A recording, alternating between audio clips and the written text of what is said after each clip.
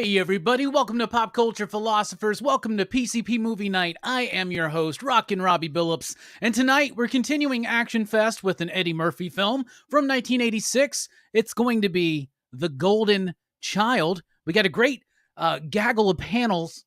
What? That makes no sense. A gaggle of panels. We got some cool panelists here tonight, including Brian with the B. What is up, Brian? How you doing, brah? Station. Now, I'd like 2 eggs over hard. Station. I'm doing good. I'm doing good.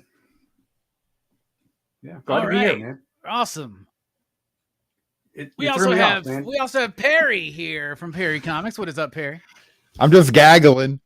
Just gaggling. Just gaggling these panels, man. Speaking of gaggling these panels, it's Brooks bringing up the cleaning bad up. I said, God damn it. Anyway, what's going on tonight? How you doing, Brooks? What do you mean, batting cleanup? I think that's what I mean, but it's one of those shows. Drinking sweet tea instead of beer. What was I thinking? Anyway, let's get into it. This movie came out in 1986. We're doing it for ActionFest, but honestly, after revisiting it, I don't really consider this an action movie. Definitely more of a comedy. It does have some, we'll call it martial arts action. It does have an explosion and a half, maybe. It's got a couple things, but here's the thing. So I'm putting together the ActionFest list, and I'm thinking Beverly Hills Cop. I want to do that. Then I'm like, no, but I want to do all three. We're already doing Lethal Weapon and TMNT, so I'll save that franchise for a later date. Then I go, we'll do 48 Hours. Then I was like, yeah, but we're doing all 4 Lethal Weapons, Buddy Cops. We'll save that, right? So then I go, oh, Golden Child. I haven't seen this movie since I was like 9, probably. It's been that long. So in my head, it is a uproariously funny action movie by way of Big Trouble in Little China, which John Carpenter was originally going to direct this film. It had a more serious tone. It was a darker film. He actually left and went to do Big Trouble in Little China. Then they changed the direction in the script to be more funny once they cast Eddie Murphy into the role. Anyway, it was directed by Michael Ritchie, who is the director of Bad News Bears and Fletch. So that's pretty interesting. And of course it stars Eddie Murphy, and he had already had had some hits, 48 Hours, Beverly Hills Cop, and now Golden Child. And this movie was not critically well received, and it did not perform well at the box office at the time. It has generated a cult following in the years since, but not enough to ever warrant like a special edition Blu-ray or DVD or anything like that, which is very weird to me. So that being said, revisiting this film, I didn't really like it that much. I thought that for an hour and a half, it kind of felt like it dragged on for a bit, but also felt like it was getting to things sooner than they should. The pace was off. The tone was off. It's trying to be dark, mysterious. You got, what's his name? Charles Dance, right? Playing the villain. And I feel like he's in a different movie than Eddie Murphy is. Yep. He's like in a completely different movie. And I don't think like the disdain that character has for Eddie Murphy's character, I don't think that's performance. You know what I'm saying? Like, I feel like he was really being obnoxious to him. It just kind of, it's just muddy. It's not really exciting. It's kind of boring. It just kind of does its thing. Eddie Murphy does his shtick. You can tell that probably a lot of that's like authentically him, but it just doesn't work for me. Like The Golden Child, I remember being fascinated with this movie. Special effects. This has got some bad special effects, I think, even for its time, but some of the effects work. So overall, I was actually rather disappointed that 9-year-old Robbie has shitty taste in films, and also that this isn't really an action film, but we're going to do it anyway because it's The Golden Child. Speaking of golden children, oh, that could go really bad. So I'll just say, Brian, what did you think overall about The Golden Child, and what's your history with it? My history with it is I saw this in the theater because I was obsessed with Eddie Murphy back then. I remember getting like a copy tape of Delirious and Raw. And, for some reason, my parents let me listen to this, and at the, I would have been about 10 or 11 when that was going on. So I was obsessed with Eddie Murphy. And plus, like, when he was on Saturday Night Live, he was like, he pretty much killed it, and everything. So, and then, Beverly Hills Cop, was, he's just one of the biggest stars. And I do remember liking this movie a lot. when it came out. I thought it was super funny with, Eddie Murphy and everything. But yeah, it's I on a whim I rewatched it about a year ago, and I was like, yeah, no, not as yeah, didn't like it as much. And then I did rewatch it last night, so some of it would be fresher, and it was about the same. Yeah, like you were saying, it was disjointed. I had a feeling that in certain scenes, like where Eddie Murphy was like his character progression wasn't matching what he knew in coming into the scene.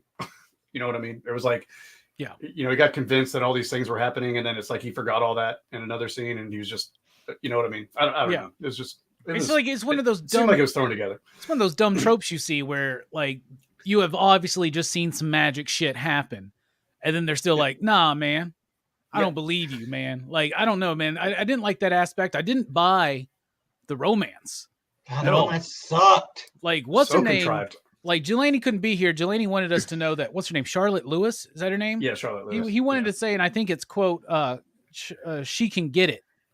I figured that's what he was going to say. Yeah, something like that. So, yeah, she was definitely a highlight for me when I was 14, when I saw this in the theater. Only when you were 14. All right. Speaking of being 14, Perry Comics is celebrating 14 years on YouTube this weekend. So congratulations on that, Perry. And what do you think about The Golden Child overall? This movie's awesome. I watched it again today with my girlfriend who's never seen it, and she was like, oh, like when you see it for the first time, it's really cool. Watching it as a rewatch from beginning to end, I felt entertained.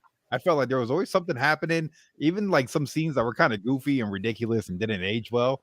It was overall still kind of fun. I like seeing Eddie Murphy, and like his little, it almost felt like he was improvising his lines. And that's what I kind of like, like it's not like he's reading some script, it's him being himself. And it's like, it gave me vibes of The Black Knight and Rush Hour. Like comedy from The Black Knight, where it's just a guy in a fantasy world and he's just like, I can't believe what's going on, and then the Rush Hour aspect with the East meets West and then going from West to East. I thought that's so cool. I like seeing that stuff. Absolutely. And a lot of people do like this film, and it's hard to not make a comparison, I think, to Big Trouble in Little China, which was made and released around the same time. And those are two different films, but they are trying to do that East meets West kind of thing with a little bit of comedy, a little bit of excitement. So they do wind up getting kind of lumped together, and I think it wound up getting overshadowed. Now, I don't think Big Trouble was a huge hit or anything like that at the time. I don't think any Carpenter films really was like a huge hit, except for like Halloween, right? So where was I going to? I guess I'll just go to Brooks. Brooks, overall, what'd you think about the film? It was all right. I didn't like it. I remember liking it more as a kid. This time I watched it, I was like, there's a lot of things I didn't really like about it. I thought it was pretty standard. I didn't think a lot of Eddie Murphy's jokes were very funny in this one. Like I remember as a kid, like it having more of the titular character, in it. Yeah. I remember there being more of the kid too, but very little. Like he makes a Coke can or a Pepsi can dance. But that's about it. Brings a fucking bird back to life. Ooh. I think they blew their budget on that scene, man. That's the best looking scene is the Pepsi can. But it is like what is this this is just like an advertisement. It's like you're watching a YouTube video and an ad pops up. The best scene that pulls you out of the movie completely. Yeah. It's like absolutely like this is just bonkers, and they don't revisit it. They don't do any more stop motion. I guess maybe at the end with the skeleton, the dragon but like why even put that in there? It just seemed like they needed some money, and Pepsi's like, hey, here's some money. It's funny, when I saw that last night, I just went, so this kid who's in Tibet somehow knows putting on the Ritz. That was actually what I thought this time. I got so disconnected from the movie, Was it an actual dance? Well, the song is putting on the Ritz. Oh, yeah, but but he got the top, the cane and the top hat thing. Oh, like the WB he was mimicking frog. the dance from the. Oh, that's cool. From one of the classic things. So I was just kind of like, but that was just I got pulled out. So that's where I went. Now, Brooks, was this the first time you had seen it since you were a kid? Yeah. hadn't even really thought of this movie like until like it came up for this. And I was kind of excited to revisit it. But on the rewatch, I was a little disappointed, to be honest. Yeah, I mean, me too. it's not a bad movie. It has its moments, but overall, I was like, man, it just doesn't. I'm just not feeling it like I feel like I should have. Yeah, I tell you what, I had a rough week, so I had to go through the Rob Zombie Firefly trilogy for Dylan's horror show. I watched a kung fu movie that my first one that Bob's recommended to me that I just did not like, Buddhist Fist. And then I was very disappointed when I watched this. And I was like, oh my goodness, can I get something exceptional coming up? Thank God Horror Fest is right around the corner. But we still got some good stuff to talk about, including Golden Child. We're not all ganging up on Perry because that's on his OnlyFans, not on YouTube. But anyway, and the other thing is this movie starts off with Eddie Murphy kink shaming that fucking dude for his, what was the name of the fucking magazine? Chunky ass asses. or something. Chunky ass. Chunky ass, Something like that. But I just love when he's like chunky asses. All right, let's talk about the cast, man. Favorite character or performance? It's kind of one and the same. Obviously, that's what we do here. Brian, what's a performance you want to highlight? I'll go with Keenong. That was like I said, that was probably the biggest effect from that movie for me was her effect on me as a 14-year-old. Oh, that's the chick. Yeah. Charlotte Lewis, right? Yeah. Okay. Yeah. But yeah, it's like. Do you like how there's that scene when she's they're about to get in a fight and then like she just gets water poured on her? Yeah, like she breaks a wall and like a water main just happens to splash right onto her shirt. Yeah. Her white shirt. She's grabbing on the pipes, doing all these crazy tricks. So obviously something's gonna happen, Yeah. We're lucky it wasn't a hot water. Like, If it was hot water, it would have been a whole different story, That's true. That's true. Yeah, when that happened, when I watched it last night and that scene happened, I just went, "Oh yeah, 1980s." Yeah. Oh yeah. Bringing it back. Yeah. I did think about this one. It's kind of hard for me to pick because, like, I mean, Eddie Murphy is Eddie Murphy in this, and I felt like some of those jokes, like you were saying, Brooks, just kind of fell flat. This go around, and I wonder if those were the scripted ones because, like, when Eddie Murphy is being himself, he's amazingly funny, but it's like, I think if you pull him out of that somewhat, it's at that stage in his career, probably wasn't as easy for him to transition, but yeah, she's a looker. Yeah, we can all agree on that. What about you, Perry? What's a performance you want to highlight? And thank you, Robbie, for Earth 2 from being here. How can I not go with Eddie Murphy? He's in the movie from beginning to end, and he's just I like his character. I keep saying Black Knight, but it reminds me of Black Knight. Like he can't believe what's going on. He's in a plane, they're smoking cigarettes, they got octopus eyes in his face and stuff. He's like, what is going on? And then he gets there and it's like it's just nonstop craziness with him. And I like his reaction to everything. Because it's ridiculous what's going on. Everything that's going on is ridiculous. There's a bowl of oatmeal with blood in it. That's crazy, Wait, and like, what the fuck is he? Because he's not a police officer, right? Yeah. He's just some concerned citizen with a dude, gun looking for found missing children. and he's Did just you like, see- oatmeal? Huh, there's got to be something else in here. Like, what made him think to check the oatmeal for, like, was he looking for chocolate chips? Was he looking for raisins? It would have been Cinnamon? good if they would have had more of a backstory to him explaining why he cares so much about missing kids. Like if maybe one of his kids went missing and If they he put found that them shit dead. out today, bro, that's what it would be. Like, there'd be this whole opening thing, man. It'd be like newspaper clippings and shit, Yeah, but yeah, I guess he's just like a private investigator. It's a little He's weird. investigating. I mean, he's obviously the chosen one, part of prophecy, I guess. But like, it's so weird that this random dude who hunts down missing kids, not for a living, it just seems like it's a hobby. Plays with them basketball. The police let him That's come what on to he needs- crime he needs scenes. kids to play basketball with. That's why he does the job. I guess he runs maybe like a youth center or something. Like, Yeah, because maybe he has he's a like badge. mentor or something. Because Yeah. when he's in the airport in Tibet, he pulls out the badge, which that whole scene's ridiculous. But he pulls out the badge, and everyone's like, he starts thanking everybody. Like, I feel like that was improv. Like, it just came out of nowhere, and everybody's face is like, "What's going on?" Yeah, that is some pretty funny stuff. So definitely, I think the strongest performance in here. What about you, Brooks? What's a performance you want to highlight? I like Charles Dance. Like when I first saw him in this movie, I was like, "Is that Charles Dance?" And I saw his name because I was like, yeah, Charles Dance, dude. Like Charles Dance is like, he was made to be this kind of villain. Like this fucking, he just like, I don't believe that Eddie Murphy could take Charles Dance in this movie. Like, I just don't. I just think Charles Dance would like just wither Eddie Murphy with like a stern glare in this movie. And it's funny because in the end, he transforms into a demon. But I'm like, damn, dude, you had like Charles Dance and you want to replace him with a weird CGI demon? Like, why don't you just put Charles Dance in like a badass get suit or something? I like how they're like, well, we don't want to put him in a cape, but we want to have like a cape-like effect. So what if he just has this like incredibly 80s shoulder pads jacket that he just wears over his shoulders? Like it's He's got such the a long, weird flowing hair. Yeah, right? Yeah. And of course we all know him from I know him from Alien 3. My bad, Alien Cubed. But most people know him from Last Action Hero and Game of Thrones, of course. Oh.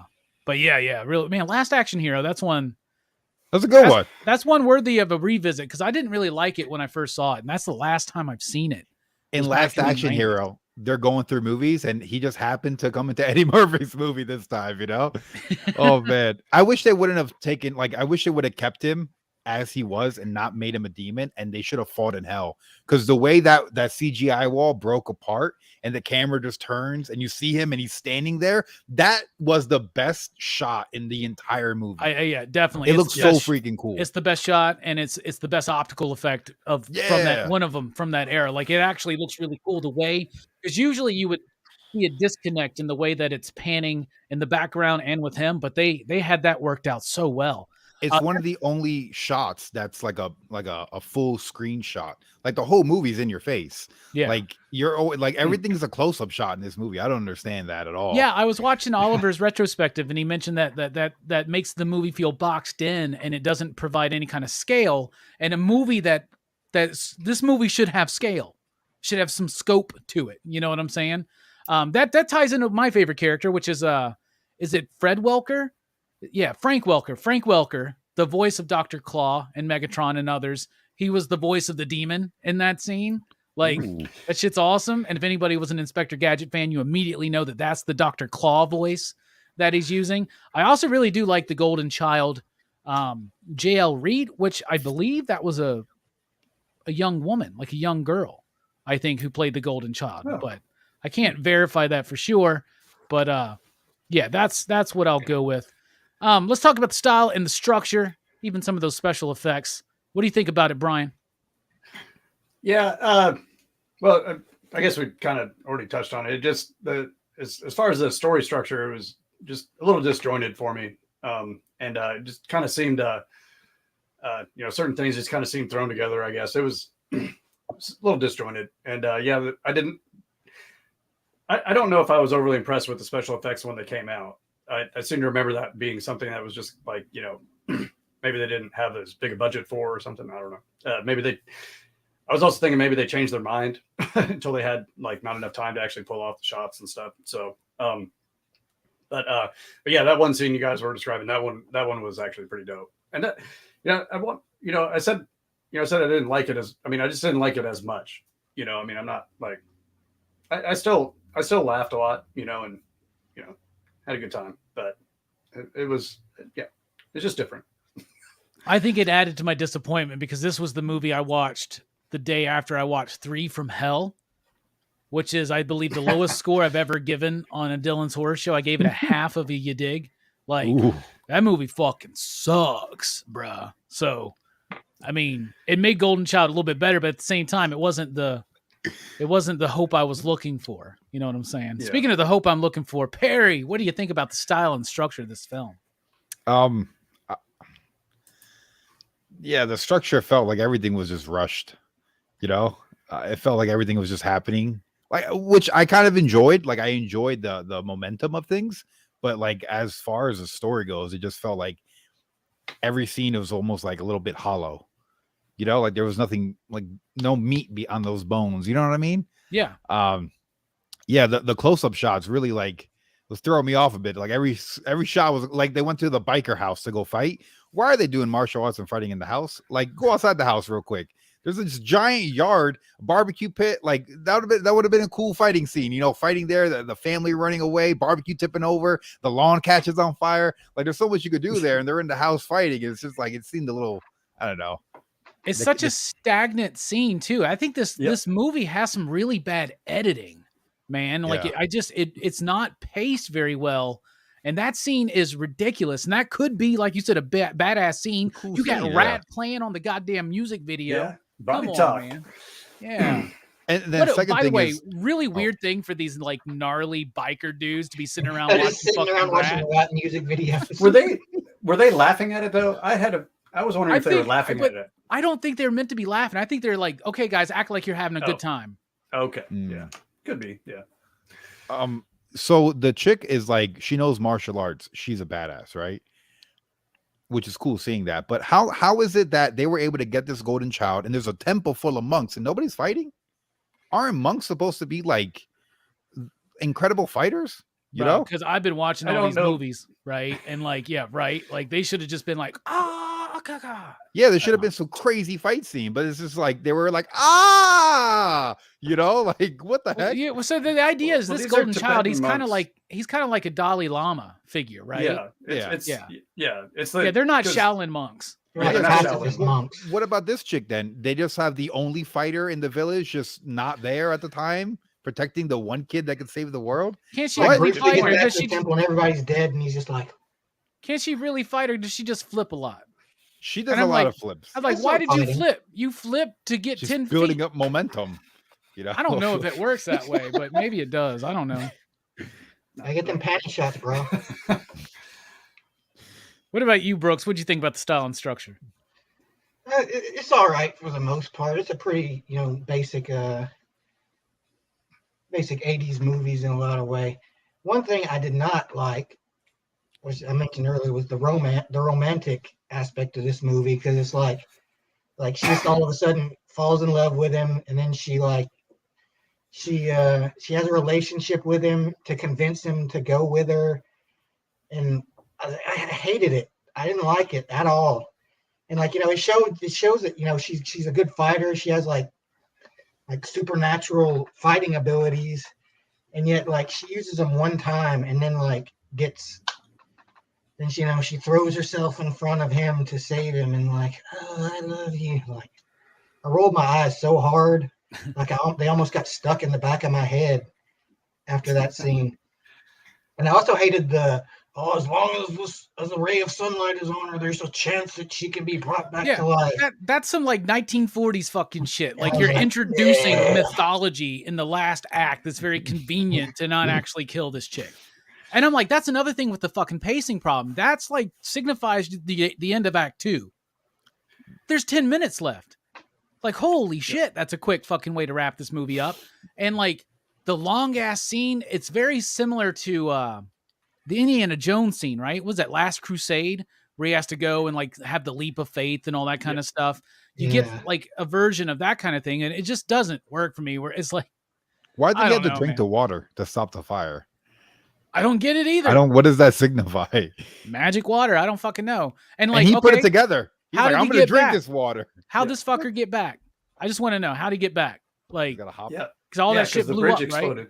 Yeah. Oh, yeah. I thought that too last night. I was like, huh. I guess they have another door out back or something like that. That you just and he's can't still see talking to until they this turn the dude. Damn lights on. He's still talking to this dude like he's just around the corner. And I'm like, where the fuck are you? I'm getting no sense of the geography here. Anyway. Yeah, I didn't think the style and structure were very good either. It just kind of, it's clunky, right? And it feels rushed, but long at the same time. And I don't know, man. It just didn't quite work for me. The music, though, is something I really like. Aside from the aforementioned Body Talk by Rat, which is fucking awesome. Rat's one of the raddest. The music is done by Michael Colombier. Blah, blah, blah. And it's this 80s electronic type stuff. Now, interesting enough, John Barry was initially commissioned to do the score for this, did an entire score.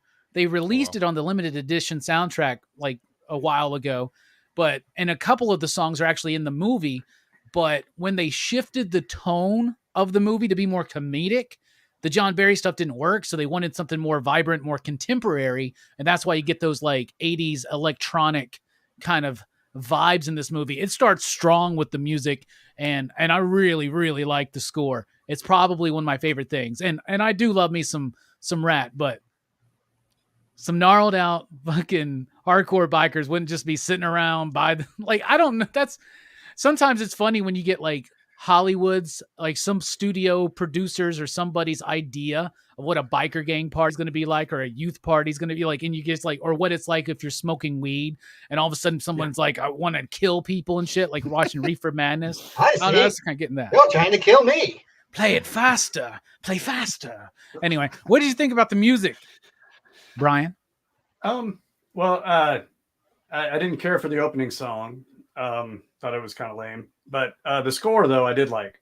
I did enjoy that. I thought it was I mean, I love that synth stuff from the 80s too. So I mean that's kind of just right in my wheelhouse there. I did like that scene where he was the score in that scene where he was like jumping on the poles and then on the bridge. That part I really liked, the synth there. And then when it blew up and it had that discordant noise, I was like, I don't know, I thought that was kind of neat effect there. But yeah, I appreciated that they put Rat in there. I you know, that one's a pretty good tune. But yeah, the end credits song though, I don't know, maybe I was just tired, but it to me it seemed like they were trying to do like an Axel F kind of thing, and did not come close. You know, I mean, that Axel F, you know, that's a great tune, man. I definitely wore that out back then. Oh, I bet. What about you, Perry? What do you think about the music? I enjoyed it. Contrary to what you said, I enjoyed the beginning of music. Like I felt like it kind of like almost set the tone. Like I remember my girlfriend looked at me as soon as the movie started, and she's like, "Wow, they really hit you with the music, huh?" You know, like it made almost like a little bit of an impression, you know? Yeah. And usually for me, like the music goes under the radar unless it's like a song that I know. But yeah, no, I kind of enjoyed the whole throughout the film, you know, the beat of it. Absolutely. What about you, Brooks? What do you think about the music in this film, The Golden Child? I liked it. I mean, I think it's probably the best part of the movie, to be honest. I do have kind of a soft spot for that 80s synth era type music, you know, with the funky beats and all that. So yeah, the funky beats. And the music was like one of the things I did actually like a lot about this movie. Funky Beats is one of the beats on a Casio keyboard from the 1986, right? It's right there, Funky Beats. You just hit it, and you're like, anyway, we should have totally done Beverly Hills Cop. We'd have me having a lot of fun. I haven't seen that one. What? You haven't seen it? Barry's gonna watch it and be like, it's not as good as The Golden Child. It's That's Mel Brooks. Mel Brooks, no, right? It's not Mel Brooks. No. Which one did Mel Brooks do? He did an Eddie Murphy movie too. I don't know of an Eddie Murphy movie that Mel Brooks did. Could have swore he did.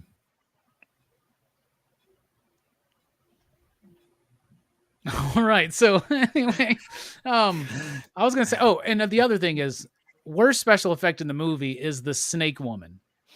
Like, but I remember when I was a kid thinking that was so cool, but it looks so. It looks horrible.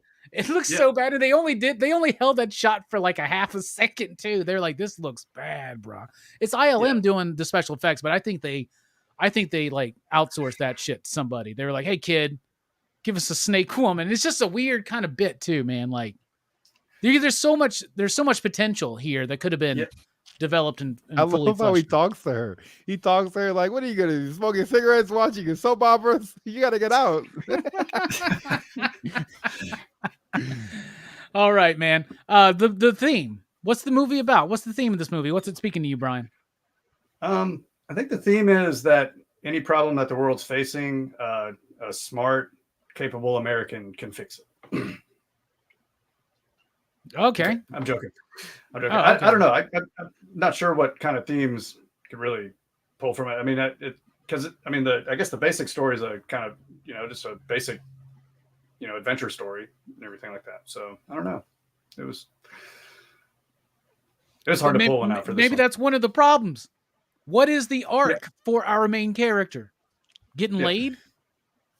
Like, I mean, it's obviously that's a reward, you know. See, yeah, that's what I mean. I think it was touched on earlier, but that was what I was kind of struggling with. Is like, so his main motivation isn't saving the world; it's to get with Keenan, who he loves now, Nor do you ever really get early. the idea of how passionate he is about saving lost kids, except for they Right. do a good job with that scene when he's being interviewed and he's getting Yeah. annoyed because they're not paying attention to him. But that also even just goes a bit on too long. And it's that mix match of tone.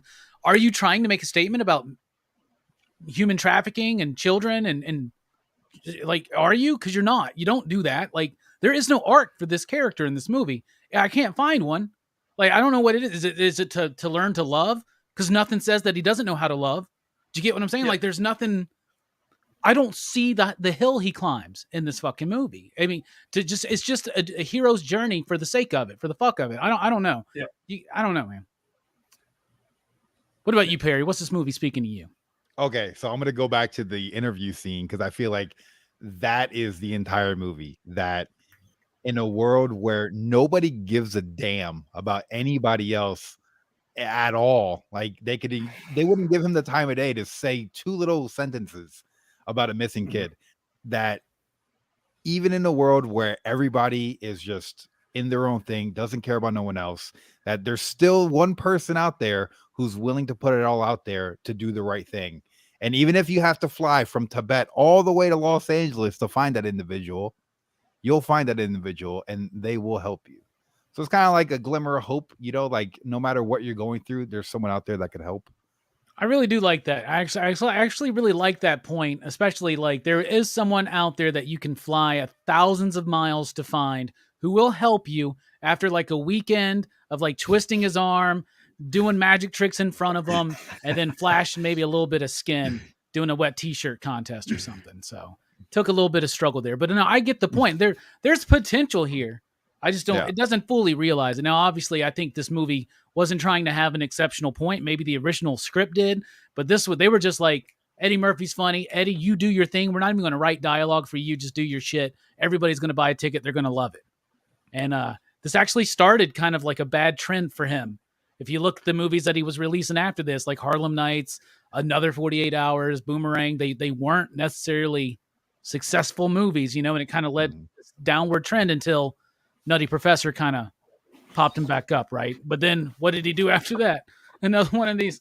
Anyway, I really like Bowfinger, personally. Brooks, what's this movie speaking to you? I think a lot of it's about, don't judge a book by its cover. You can find heroes in the most unlikely place, because Eddie Murphy's character, even though he does, have this kind of altruistic aspect to him of, he does like, try to find missing children. He's also like a very self-absorbed guy, a very like a vain guy. Kind of, he just doesn't seem like, very heroic, despite everything. But that's the way it is. Like, heroes aren't always like, the perfect paragons that you expect. Sometimes it's just a regular dude who's motivated, just by circumstance and chance, Sometimes fate just sweeps you up, and you just make do with what you can, and you just become the hero in spite of yourself. Yeah. You guys all hit some of the nails on the head. I'm going to go along with Frankie here. Good people come in all colors and from all places. That is definitely something that is popped up in this movie.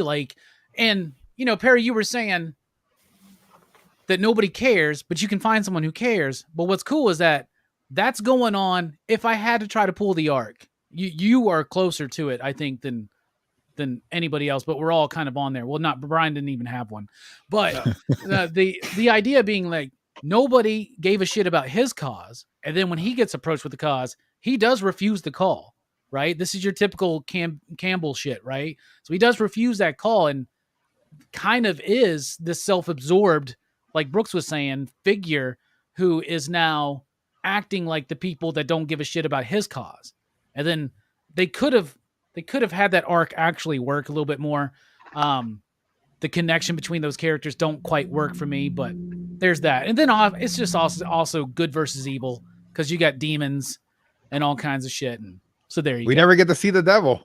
We never get to see it. We just hear his voice. Not even the hand. You get to see more Dr. Claw than you get to see of the devil, right? Though I do think the special effects of the demon at the end because it's like stop motion shit, but I think it looks cool. I think I it like, looks the, cool. I like the way the demon looks. It doesn't look right in the movie. Like it's kind of jarring, but it is a cool looking effect. Yeah, I think it actually works, but Stand it's so fucking quick. Yeah, Like I all did that not shit is like so it. quick, and the explosions, and I don't know, some of it just doesn't work. The action aspect of this definitely does not work No. for me. So I don't know. Time to rate the film. So out of 5 possible you digs, what do you out there in the chat give The Golden Child? And we're going to kick it off here on the panel with Brian. I'm gonna go with 2.5.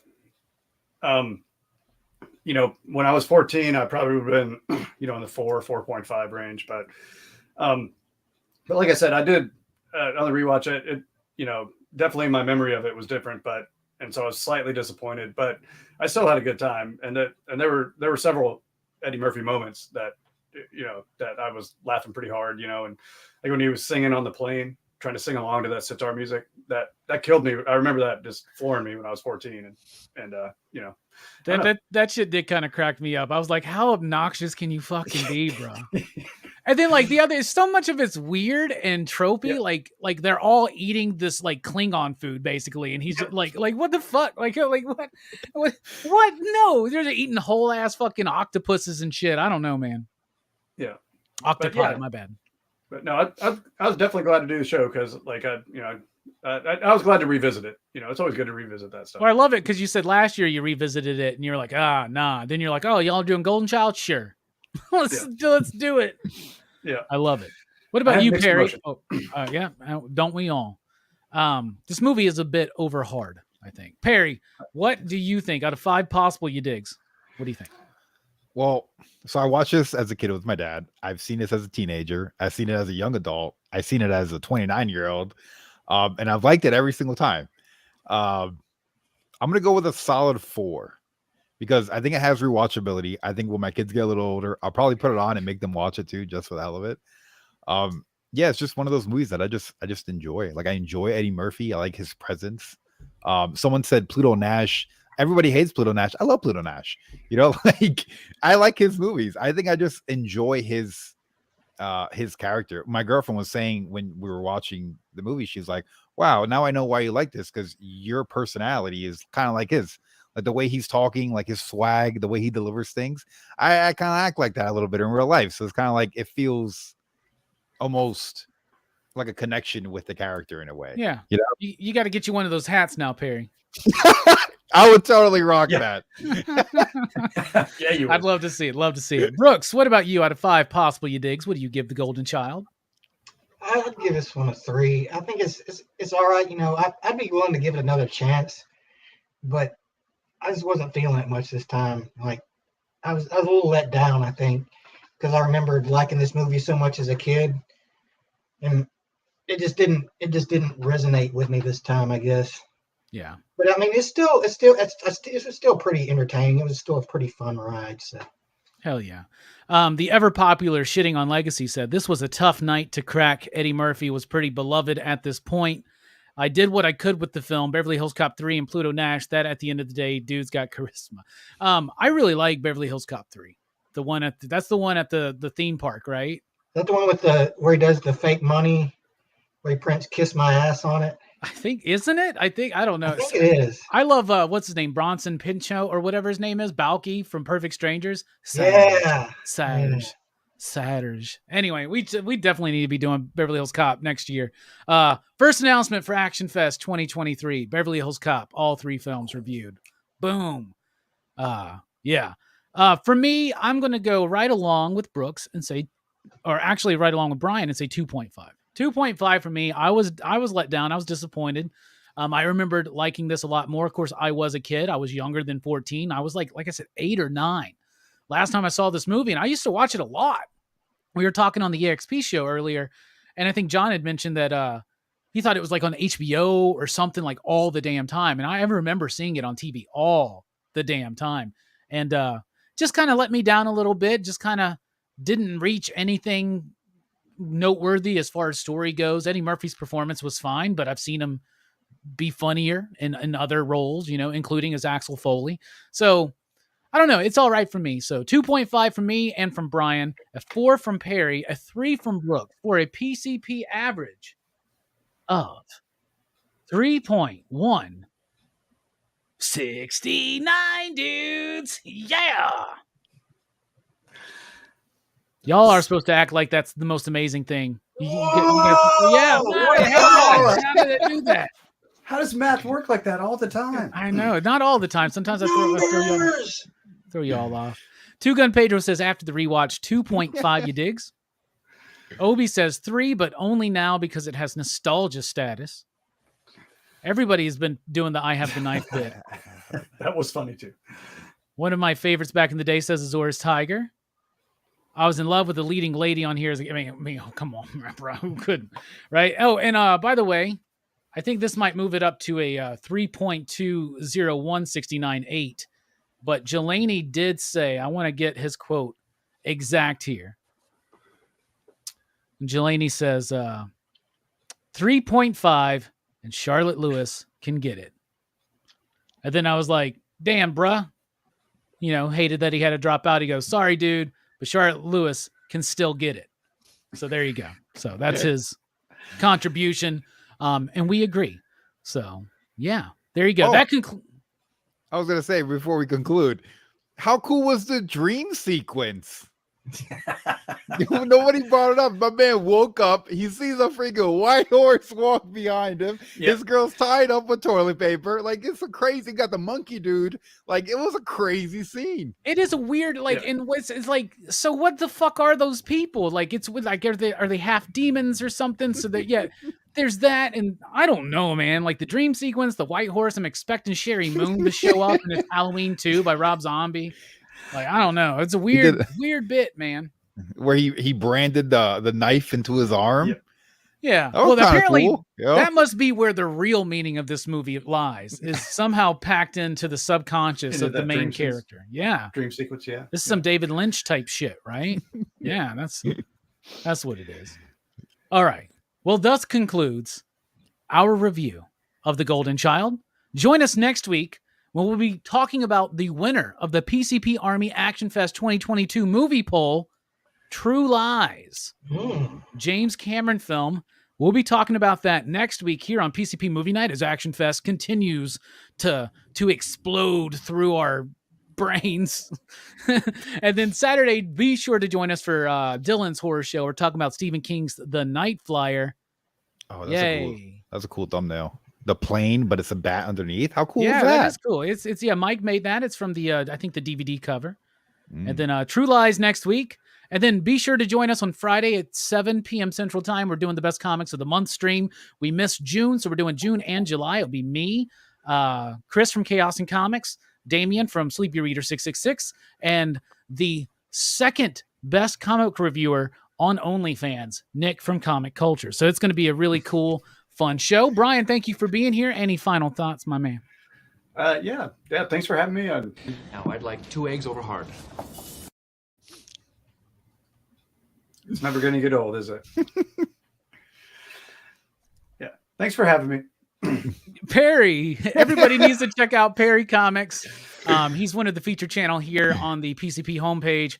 Perry, tell everybody what you got coming up, man. Reaction videos this week. Oh, Road Trip comes out Saturday. So I did Road Trip. I'm falling in love with Tom Green, dude. He is hilarious, dude. Freddy Got Fingered is up there in my movie list of favorite movies, dude. No, I don't know about that one now. Wild. I love me some Road Trip. Was that so? This is a reaction. This is the first time reaction. Yeah, first time I ever seen it. I love that movie, man. Yeah. So and it's got dude in it from Go, right? Breckenmeyer, who's the guy who makes all the shrimp and shit. Yeah. Oh man, I completely forgot about that. Yeah, that and then everybody check out the Blame Fable Tonight Show. Me and Perry were on a couple weeks ago, and we talked about the movie Go. It was fantastic. Good time. Go. Oh, my Go reaction. I got to put that out there too. Oh yeah, so, I got to see that, man. I want to see that reaction. Hell yeah. And then Tuesday, Wednesday, Thursdays, I've been going live and playing video games like 2011's Thor that nobody wants to play. So I'm going to play it. It's horrible games. I'm down for. Hell yeah. Low key classic. Brooks, thank you for being here, bro. You got any final thoughts? I'd like to say is that I'm excited to see True Lies again, dude. I love that movie. See that? Are you for real? Yeah, dude. See, because I was a movie I didn't really like that much back in the day, and I haven't seen Oh, it since I was a dude. teenager. So, I love True Lies, dude. well, you'll Haven't be seen very excited then. Yeah. And Frankie, to answer your question, we did Cobra last year, actually, for Action Fest. You can, as soon as we wrap up here, Frankie, you can check out that video. Perry was there, right? I did a reaction to it. I love Cobra. Oh, they cut pizza in this movie. That the guys were having pizza. Oh, I watched another movie. I'm sorry, it's not this movie. They were using scissors to cut pizza. Oh, And my I'm like, goodness. I started yelling at the TV, like, you guys copied Sylvester Stallone, you know. But I want to get scissors. I want to try it. That's got to be an easy way to cut pizza. Why do you Because need to cut pizza with scissors? It's a slice. It's already cut. It's like But what if designed. you make it at home and it doesn't have the cut, and then you try with the pizza roller and it's all uneven and stuff? I'm gonna try it. I'm gonna try cutting pizza and see if it's better. I do think it really might be. like that whole bit, and he keeps his fucking gun cleaning kit in the fridge and the egg carton. Like, I remember Brooks last year. You didn't really like Cobra. I did not. I saw that in the theater too. I remember Nice. that. Oh, wow. I remember we were That's at so the Huntsville Expo this year, and the booth behind us They had had a sweet standee of it. a sweet standee, Really? like vintage, like from like a movie theater, big Nice. Cobra standee, and I almost, That's so cool. man, I was like, God, I really thought about, I should have fucking gotten it, man. In hindsight. All right. So next week, True Lies, Night Flyer for Dylan's Horror Show, best comics of the summer, basically on Friday night. And then thank you all for being here. You out there in the PCP Army, and of course the panel. We are dipping out, pop, pop, boom, all up in the room. Let me hear you zoom, zoom, zoom. Station. We'll catch you next time.